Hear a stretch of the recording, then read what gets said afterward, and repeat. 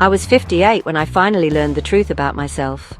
It was a revelation that came after decades of feeling like I was living in a world that wasn't designed for me. For most of my life, I felt like an outsider, like everyone else had a blueprint for living. And mine had been lost in the post. I watched others navigate social situations with ease, while I felt like I was always a step behind, trying to catch up.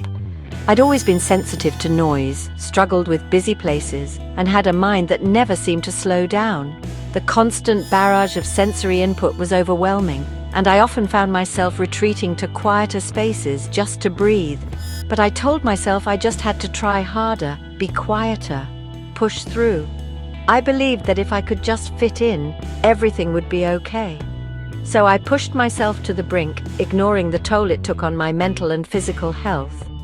Growing up as a black woman in a world that often misunderstands difference, I became a master of masking.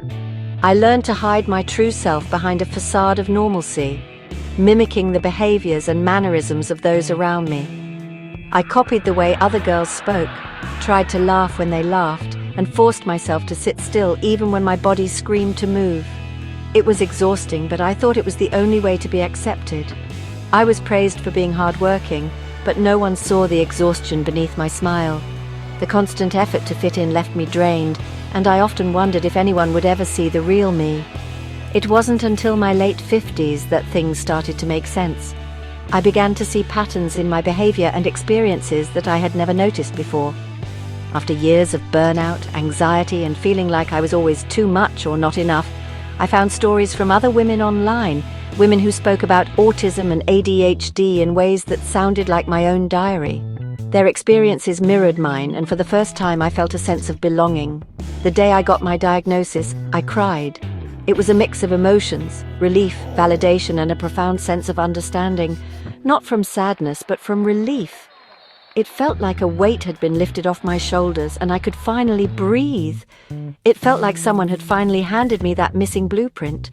I could now understand why I was the way I was, and it was liberating. Suddenly, the puzzle pieces of my life began to fit. My intense interests, my need for routine, why certain fabrics made my skin itch, and why my thoughts raced ahead of my words. Everything started to make sense. Before my diagnosis, I thought self-discovery was just learning to live with discomfort.